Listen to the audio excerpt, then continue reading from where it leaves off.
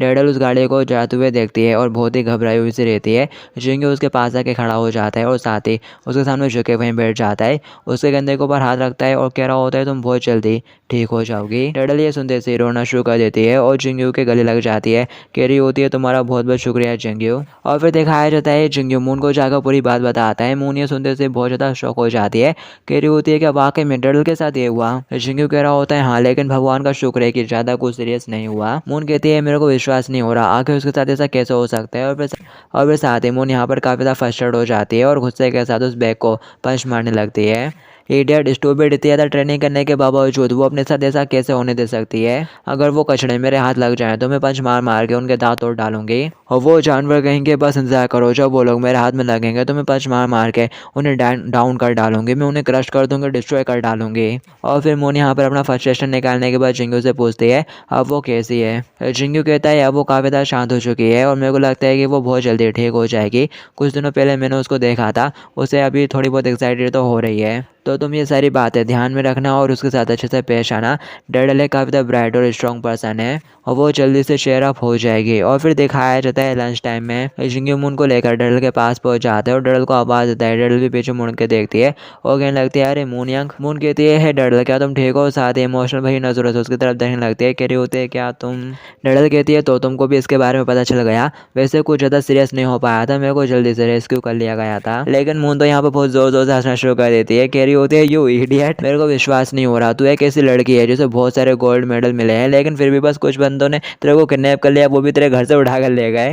ये तो वाकई में काफी ज्यादा हिलोरियस है। अब मेरे पास बहुत सारा मटेरियल है तेरे को टीज करने के लिए, अब मैं तेरे को हमेशा के लिए टीज करूंगी। और फिर होना क्या था, वो दोनों आपस में लड़ना शुरू कर देते हैं। डैडल कहती है कि तू मरना चाहती है, वो सब कुछ मेरे साथ अचानक से हो गया था, मेरे को कोई भी आइडिया नहीं था। और यहाँ पर डैडल फटाक से मून को लॉक लगा देती है। मून कहती है ठीक है मैं सरेंडर करती हूँ। जिंगू कहता है अब तुम लोगों को रुक जाना चाहिए गाइस। डैडल मून को छोड़ देती है और वहाँ से जाने लगती है। कह रही होती है इस इडियट ने मेरे को बहुत ही गुस्सा दिला दिया। जबकि मून जिंगू से कह रही होती है हो मैन, मैं तो लगभग यहाँ पर मरी गई थी। और जिंगू थोड़ा मुस्कुराते हुए कहता है तुम तो वाकई में डैडल को चेयर अप करने में काफ़ी ज़्यादा अच्छी हो। मून कहती है वेल अब वो काफ़ी ठीक नज़र आ रही है, हमें उसके साथ नॉर्मल बिहेव करना चाहिए, वो उस तरह की लड़की नहीं है जिसे अंडों के छिलकों पर चलने से बेहतर महसूस होगा। और फिर साथ ही मून अपने आंसू साफ करते हुए कहती है फिर भी ये सोचकर मुझे वाकई में काफ़ी ज़्यादा निराशा होती है कि उसके जैसे पर्सन को किडनैप कर लिया गया था। मैं वाकई में उन्हें माफ़ नहीं कर सकती। डैडल बहुत तेज़ी से भगते हुए आती है और मून को मारने लगती है। कह रही होती है बस इतना ही तो सचमुच मेरे को बहुत ज़्यादा गुस्सा दिला रही है। और फिर दिखाया जाता है स्कूल की छुट्टी हो जाती है। जिंगू चलते हुए जा रहा होता है कि तभी उसे डैडल नजर आ जाते हैं। वो डैडल को आवाज़ लगाने लगता है डैडल क्या तुम घर जा रही हो। कि तभी वो एकदम रुक जाता है क्योंकि म्यूंग वहाँ पर खड़ा होता है। तो जिंगू छुप छुप के देखने लगता है। डैडल बोलती है अब मैं वाकई में ठीक हूँ। म्यूंग कहता है वेल जितना मैंने सोचा था, अब तुम मुझसे काफ़ी ज़्यादा चेयरफुल नजर आ रही हो, व्हाट अ रिलीफ। और वैसे एक्चुअली आज मैं बाई चांस तुमसे यहाँ पर नहीं टकराया हूँ, बल्कि मैं तो तुम्हारे ही यहाँ पर इंतजार कर रहा था। मैं लास्ट वीक से बस तुम्हारे बारे में सोच रहा हूँ, मेरे को तुम्हारी बहुत ज़्यादा चिंता हो रही है। मैं तुम्हें कंफर्ट करना चाहता हूँ और तुम्हारे बारे में सोचना बिल्कुल बंद ही नहीं कर पा रहा हूँ। ये सुनते से ही डैडल बिल्कुल शर्मा जाती है। म्यूंग हंसते हुए कहता है लगता है कि मैंने चीज़ों को थोड़ा ऑकवर्ड कर दिया, कम ऑन आ जाओ मैं तुमको घर तक के लिए राइड दे देता हूँ। डैडल कहती है ठीक है और साथ ही वो उसके साथ बैठ कर जाने लगती है। जिंगू चुपके चुपके देख रहा होता है कि तभी यहाँ पर वो चश्मे वाली आ जाती है। प्रोटेक्टिव महसूस करना ये सिर्फ ऐसा कुछ नहीं है जो किसी ऐसे पर्सन के साथ रहने पर महसूस होता है जो तुमसे ज़्यादा स्ट्रॉन्ग हो, बल्कि जब तुम एक साथ होते हो और प्रोटेक्टिव और कंफर्टेबल महसूस करते हो, इसे ही सच्ची प्रोटेक्शन की फीलिंग कहते हैं। आज डैडल ने उस एक्सीडेंट के बारे में बहुत सारी बातें करी थी। उसमें से लगभग उसने 30% अपने मम्मी पापा के बारे में बात करी और 10% पुलिस के बारे में और लगभग 20% तुम्हारे बारे में और लगभग 40% उस आदमी के बारे में जो कि जस्ट अभी डैडल को लेकर गया। मुझे ऐसा लगता है कि जैसे वो उसको पसंद करने लगी है या फिर जब वो उसके साथ होती है तो उसे काफ़ी ज़्यादा कंफर्टेबल महसूस होता है। जिंगू कहता है आई सी। चश्मे वाली शर्माते हुए बोलती है तुम जानते हो ना मेरे पास भी कोई ऐसा है जिसे मैं पसंद करती हूँ। और तुमने क्या मेरा वो लंच बॉक्स डिलीवरी का मिशन कंप्लीट कर दिया माय फ्रेंड। जिंगू कहता है हाँ कर दिया और उसे काफ़ी पसंद भी आया। और फिर दिखाया जाता है जिंगू शॉप पर जाता है, काम करता है, छुट्टी होती है, हुआंग को बाय कहते हुए वो अपने घर की तरफ निकल जाता है। सीढ़ियाँ चढ़ते हुए जा रहा होता है कि तभी उसे अपने घर के दरवाजे पर ग्रैंपा खड़े हुए नजर आ जाते हैं। मिस्टर आ कह रहा होता है जिंगू आज तो तुम काफ़ी ज़्यादा लेट हो गए आने में, देखो सर ये आ गया। ग्रैंपा जिंगू की तरफ देखता है और फिर नेक्स्ट सीन में दिखाया जाता है ग्रैंपा अंदर ही बैठकर नूडल्स खा रहा होता है आराम से और कह रहा होता है ग्रैंपा क्या अब आपको अच्छा लग रहा है। क्वीन का ग्रैंपा कहता है ऑफ कोर्स तुम्हारे लिटिल हाथ तो काफी स्ट्रॉन्ग है, मैं बेट लगाता हूँ अगर तुम ट्रेडिंग के बारे में सीखोगे तो काफी ज्यादा अच्छा करोगे। जुनो कहता है अरे बिल्कुल नहीं, मैं तो स्टडी करूंगा, ट्रेड नहीं करूंगा। एग्जाम्पल के लिए मुझे अच्छा लगेगा अगर मुझे बाइक ग्रुप जैसी कंपनी में टैक्स के बाद लगभग 85 मिलियन की सैलरी मिल जाए, इसलिए मैं डेफिनेटली एक अच्छी सी बड़ी सी कंपनी के साथ काम करूंगा। ग्रैंपा उसकी बात सुन के हैरान हो जाता है और फिर दिखाया जाता है दादाजी बाहर होता है। चिंगू कह रहा होता है क्या बात है। क्वीन का दादा कहता है क्या मैं गलत हूँ, मैंने जो सुना उसे ऐसा लग रहा है कि जैसे तुम्हारे और उगी के बीच में कुछ हुआ है।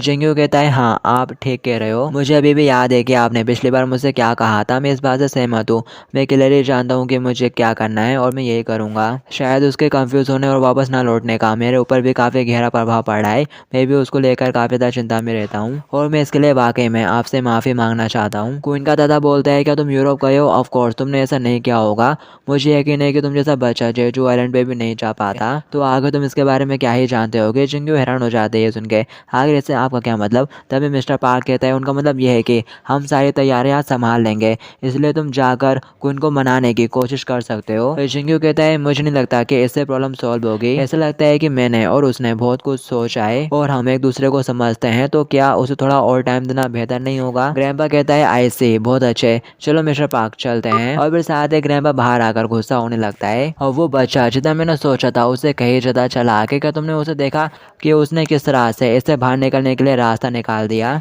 और वो बच्चा और उसका छोटा भाई दोनों ही बहुत ज्यादा एम्बिशियस हैं। तभी मिस्टर पार्क अपना पेट पकड़ लेता है और कह रहा होता है अरे मेरा पेट ऐसा लगता है कि मेरे को बाथरूम यूज करने की जरूरत है। दादा कहता है यहाँ पर मैं हूँ जिसने रामेन खाए हैं, तो आगे तुमको क्यों बाथरूम जाने की जरूरत पड़ रही है, जाओ जल्दी से कर आओ। और भी फटाक से दरवाजा खोल के चिंगू के पास आ जाता है। चिंगू कह रहा होता है क्या हुआ सर, क्या आप कुछ भूल गए। मिस्टर पार्क फटाक से चिंगू के पास आ जाता है, कह रहा होता है एक सेकंड के लिए यहाँ पर आना, चलो आप लोग साथ में मिलकर एक सेल्फी लेते हैं। मिस्टर पार्क कहता है ज़रा देखो मुझे क्वीन की तरफ से मैसेज आया था, मुझे लग रहा है कि तुम क्वीन के बारे में बहुत ज़्यादा परेशान हो, इसलिए मैं जाने से पहले बस तुम्हें ये दिखाना चाहता था, लो इसे पढ़ो। और चिंगू उस मैसेज को पढ़ने लगता है जो कि मिस्टर पार्क के पास आया था। आप कैसे हो सर, मैं यहाँ पर बिल्कुल ठीक हूँ, मुझे बहुत ज़्यादा मज़ा आ रहा है और आपका शुक्रिया कि आपने मेरे लिए इतनी अच्छी तरह से सब कुछ तैयार कर दिया था। मेरे परिवार में हर कोई मुझे ढूंढ रहा है और ये आपके लिए काफ़ी ज़्यादा मुश्किल होगा है ना, आपको ज़्यादा चिंता करने की ज़रूरत नहीं है। ये वाकई में मेरी लाइफ में ये पहली बार है कि मैं हर दिन इतना आज़ाद और खुश महसूस कर रही हूँ। अभी भी ज़्यादा टाइम नहीं हुआ है, लेकिन मैं अपने परिवार और अपने स्कूल के बारे में जानने के लिए काफ़ी क्यूरियस हूँ। अगर आप मेरे किसी दोस्त से मिलते हो तो मुझे ज़रूर से इन्फॉर्म कर देना। अगर आप मुझे मेरे दोस्तों की कुछ तस्वीर भेज सको तो मैं इसको काफ़ी अप्रिशिएट करूँगी। हालांकि आपको ऐसा करने की ज़रूरत नहीं है, मैं श्योर नहीं हूँ कि मैं यहाँ पर और कितना ज़्यादा टाइम रहने वाली हूँ, लेकिन हमें वाकई में काफ़ी अच्छा महसूस कर रही हूँ। और फिर इसके बाद हमें उस जगह का सीन दिखाया जाता है जहाँ पर क्वीन खड़ी होती है। क्वीन तो बिल्कुल एक ट्रैवलर की तरह लग रही होती है। उनके पास मिस्टर पार्क का मैसेज आया हुआ रहता है। मिस्टर पार्क ने सॉन्ग चिंगू के साथ अपनी तस्वीर निकाल के सेंड कर दी होती है क्वीन ने, और कह रही होती है दोस्त के साथ पिक्चर का तुम्हारा मतलब यही था ना, मैंने चिंगू के साथ आज ये पिक्चर खींची है। क्वीन भी मिस्टर पार्क के मैसेज और उस पिक्चर को देखकर खुश हो जाती है। तो इस एपिसोड की शुरुआत में दिखाया जाता है चिंगू के घर पर उसके बहन भाई की टीचर आई हुई रहती है। अपने टीचर को देखकर सोम तो बहुत ही ज़्यादा खुश हो जाती है, क्योंकि उनके लिए चाय लेकर आता है। मैम मैं कल आपसे मिलने के लिए कल ही आपके पास आ जाता। टीचर कहती है it's okay it's all right, मैं ही यहाँ तुम्हारे घर आकर इन दोनों के बारे में तुमसे कुछ बात करना चाहती थी। जिंगू परेशान होते हुए कहता है लेकिन आप यहाँ पर किस लिए आए हो, क्या उनका फिर किसी दूसरे बच्चे के साथ झगड़ा हो गया। टीचर थोड़ा हंसते हुए कहती है ऐसा कुछ नहीं है, हमने उन बच्चों के ऊपर कुछ टेस्ट किए जो कि इस साल ग्रेजुएट होने वाले थे, जैसे कि योग्यता और IQ रिलेटेड टेस्ट। जिंगू परेशान होता हुआ कहता है क्या वो अपनी उम्र के बाकी बच्चों से थोड़ा पीछे हैं, माफ़ करिएगा, इसमें थोड़ी मेरी गलती है, मैं उनको अच्छे से ध्यान नहीं दे पाया। जबकि टीचर कह रही होती है नहीं ऐसा कुछ नहीं है, किंडरगार्टन स्कूल ये सब इसलिए कर रहा है क्योंकि ये सारे बच्चे अगले साल प्राइमरी स्कूल में जाने वाले हैं और ये जानकारी उनके पेरेंट्स की मदद करने के लिए काफ़ी अच्छी होगी और ये इन्फॉर्मेशन पेरेंट्स के लिए काफ़ी बड़ी मदद है। सबसे पहले सोम और जुनो दोनों ही काफ़ी ब्राइट और प्यारे बच्चे हैं। हमने जो टेस्ट किए थे उनसे हमें कुछ रिजल्ट पता चल गए हैं, हालांकि इनको मेक श्योर करने के लिए हमें और भी ज़्यादा प्रोफेशनल टेस्ट करने की ज़रूरत होगी। और जिन्होंने ग्राफ एनालिसिस और सोम ने म्यूजिकल टेस्ट में बहुत ही अच्छे अंक हासिल करे हैं, काफ़ी ज़्यादा हाई नंबर है इनमें। मैं ये कहना चाहती हूँ कि ये दोनों बच्चे गिफ्टेड हैं। ये सुनते से चिंगू चौंक जाता है और फिर नेक्स्ट सीन में दिखाया जाता है चिंगू चलते हुए स्कूल जा रहा होता है और कह रहा होता है मेरे को तो इस बारे में कोई आइडिया ही नहीं था। क्या बस मैं यहाँ पर अकेला हूँ जो कि इस बारे में नहीं जानता था कि मेरे छोटे भाई बहनों में कुछ एक्सेप्शनल है। और साथ ही उसे टीचर की बात याद आती है। टीचर ने कहा था, मैं तुम्हारी फैमिली सिचुएशन के बारे में जानती हूँ, इसलिए मैंने तुमको बताने के लिए थोड़ी सावधानी बरतने की कोशिश की थी, लेकिन फिर भी मुझे लगा कि तुमको पता होना चाहिए कि ना गार्डन में हमारे द्वारा लिए जाने वाले टेस्ट बेहद ही बुनियादी होते हैं। इसलिए मैं तुमको सजेस्ट करती हूँ कि जब भी तुम्हें मौका मिले तो कुछ और टेस्ट और एडवाइस के लिए किसी प्रोफेशनल इंस्टीट्यूट में चले जाना। जिंगू इसके बारे में सोचते हुए चले रहा होता है कि तभी वो किसी से ठुक जाता है और सॉरी कहने लगता है। और भी तभी वो देखता है ये तो होपेन होता है। जिंगू कहता है आखिर तुम यहाँ पर हमारे स्कूल की यूनिफॉर्म में क्या कर रहे हो? होपेन कहता है मैं यहाँ पर ट्रांसफर हो गया हूँ, मेरा ट्रांसफर प्रोसेस कल ही फिनिश हुआ है। पीछे से जिंगू कह रहा होता है आगे तुम इतना ज़्यादा कैजुअल कैसे रह सकते हो? तुम्हें तुम्हारी फैमिली ने लात मार के बाहर निकाल दिया है और अब तुम्हारा इनकम का सोर्स भी लॉस्ट हो गया है। जिंगू उसकी बात सुन के पहले तो हैरान होता है और फिर साथ ही खुश हो जाता है। कह रहा होता है ये तो बहुत ज़्यादा अच्छी बात है, अब इस पूरे स्कूल में मैं अकेला एक लड़का नहीं रहूँगा, दिस ग्रेट्स। तभी होपेन कहता है तुम्हें पता होना चाहिए मैं तो बस एक जूनियर हूँ, क्या तुम भूल गए? बेहतर होगा कि तुम मेरे साथ पोलाइटली पेश आओ, नहीं तो मैं तुम्हें मार डालूंगा। और फिर इसके बाद हमें डाइट लंच टाइम का सीन दिखाया जाता है। सबकी क्लासेस ऑफ रहती हैं तो सभी आके एक दूसरे से मिलते हैं। दिखाया जाता है यहाँ पर मून काफ़ी ज़्यादा शर्माई भी रहती है, कह रही होती है तुमको क्या लगता है इसके बारे में? दिखाया जाता है उन लोगों के हाथ में एक स्पोर्ट मैगजीन होती है जिसके ऊपर हमारी मूनिया की तस्वीर छपी हुई रहती है। लड़ल कहती है आखिर ये है क्या? और वो जोर जोर से हंसना शुरू कर देती है, बोल रही होती है आखिर ये सब क्या पागलपन है, ये तो पूरी तरह से कंफ्यूज देने वाला है। जबकि चश्मे वाली बोलती है लेकिन वो तो बहुत ही ज्यादा प्रीटी दिख रही है। जिंगू भी कह रहा होता है हाँ ये तो औसम लग रही है। जबकि मून बेचारी शर्मा में बैठी रहती है, कह रही होती है स्टॉप इट, मुझे लग रहा है कि मैं काफी अजीब लग रही हूँ, प्लीज मुझे बताओ क्या ये ठीक लग रहा है? जो भी हो ये तो बस एक स्पोर्ट मैगजीन है जो कि कई बार हमारे स्कूल में आई है क्योंकि उसे क्वीन को इनके लिए कवर मॉडल बनना था। मेरे ये बताने के बाद कि क्वीन कोरिया में नहीं है वो मुझे फोन करते रहे और कहते रहे मुझे ये कर लेना चाहिए। हालांकि मैं मान गई और फिर उन्होंने जो कहा वो मैंने किया और फिर ये सब ऐसा हो गया। जिंगू कहता है लेकिन ये सचमुच काफ़ी औसम लग रहा है। ये सुनते से ही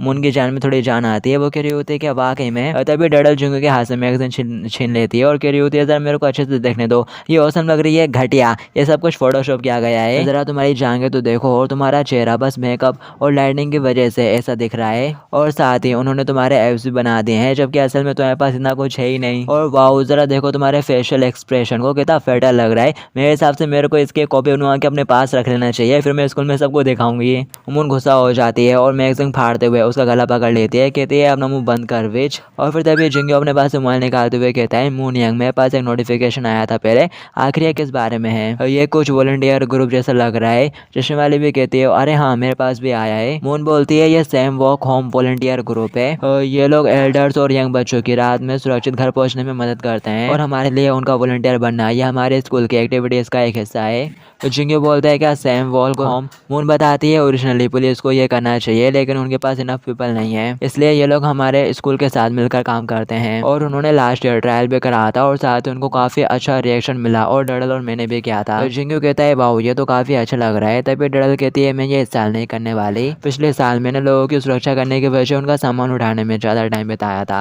चश्मे वाली कहती है कि इसमें बस अपन लोगों को उनके साथ चलते हुए जाना है। जिंगू कहता है वेल मुझे लगता है कि तुमको भी उनके बैग और ना जाने क्या क्या उठाना पड़ेगा।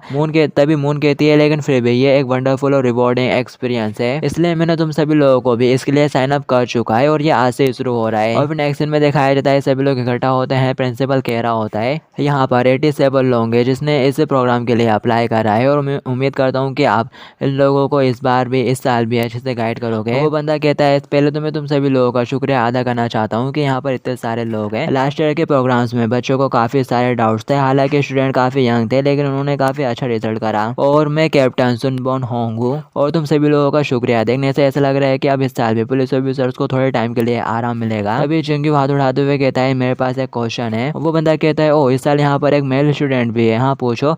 जिंगू कहता है मैंने प्रॉब्लम के लिए अप्लाई करा था लेकिन कुछ पर्सनल रीजंस की वजह से मेरे पास रात के 10 बजे के बाद सिर्फ 1 घंटे का टाइम ही होगा, तो मुझे क्या करना चाहिए? प्रिंसिपल कहता है ये ठीक है जिंगू, तुम अपने हिसाब से अपने सुटेबल टाइम पर पार्टिसिपेट कर सकते हो इसमें। और वो बंदा भी कह रहा होता है ऑफ कोर्स तुम उस टाइम पर भी कर सकते हो, हम उस टाइम के हिसाब के सिटीजन से तुम्हारा मैचअप करवा देंगे, तो इसमें कोई प्रॉब्लम भी नहीं होगी। और फिर इसके बाद हमें डायरेक्ट रात का सीन दिखाया जाता है जब इन लोगों को काम करना है, इनकी ड्यूटी लग चुकी रहती है एक पुलिस स्टेशन में।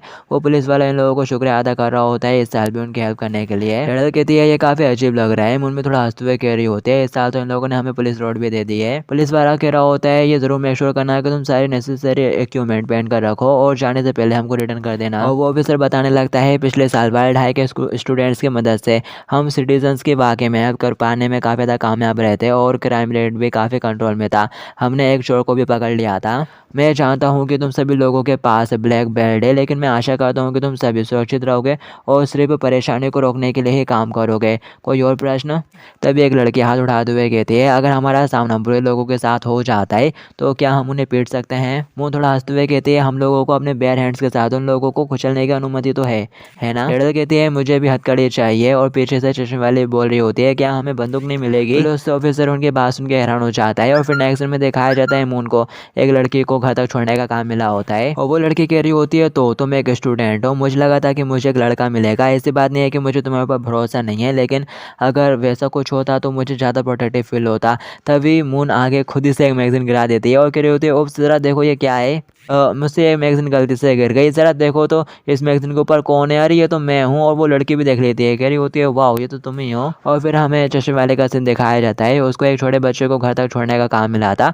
वो कह रही होती है, तो तुम 4th क्लास में हो, आगे तुम इतना ज़्यादा लेट घर पे क्यों जा रहे हो? वो बच्चा बताता है, मैं तो हमेशा ही इस टाइम पे घर जाता हूँ, मेरे इंग्लिश कोचिंग, पियानो लेसन और मैथ कोचिंग के बाद। चश्मे वाले कहते हैं, ओ तुम तो काफ़ी ज़्यादा बिजी गाय हो। वो बच्चा कहता है, यही लाइफ है। और फिर हमें डडल को दिखाया जाता है जैसे फिर किसी सामान उठाना पड़ रहा होता है और वो लड़की कहती है, इनको उठाना वाकई में काफ़ी ज़्यादा मुश्किल है, लेकिन एक प्यारी हाई स्कूल गर्ल होने के बावजूद तुम वाकई में काफ़ी स्ट्रॉन्ग हो।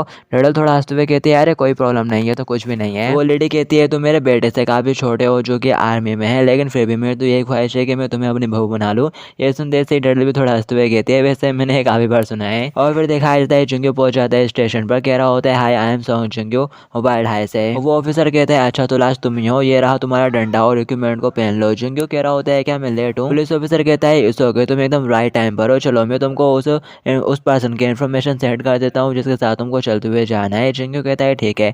और फिर दिखाया जाता है जुंग्यो उस लोकेशन पर पहुंच जाता है जहाँ पर वो पर्सन मिलेगी उसे, और वो पर्सन एक लड़की होती है। जुंग्यो उसको ढूंढ लेता है और कह रहा होता है, क्या तुम ही जिम किमो जिसने रिक्वेस्ट डाली थी सेफ वॉक होम के लिए? वो कहती है, हाँ। क्या तुम्हें ज़्यादा लंबा इंतजार करना पड़ा? मैं सॉन्ग जुंग्यो हूँ, वॉलंटियर ग्रुप से। वो भी थोड़ा हेजिटेट करते हुए सॉन्ग जुंग्यो को हाई कहती है।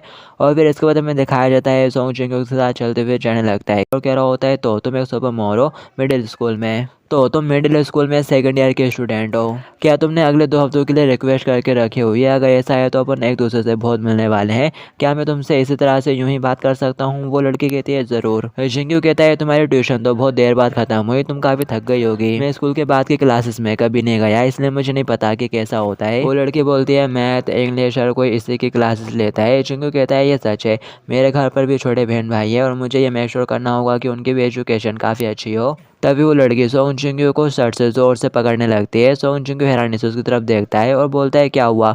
वो लड़की काफी तक घबराई हुई रहती है और एक गली में 2-3 लड़कियां खड़ी हुई रहती हैं जो कि इनकी तरफ ही देख रही होती हैं। एक लड़की कहती है, अरे वो तो जिमिन है ना? दूसरी कहती है, हाँ, लेकिन उसके साथ वो लड़का कौन है? तीसरी कहती है, लगता है कि ये मजे कर रही है। दिखाया जाता है जुंग्यो उससे कह रहा होता है, क्या हुआ?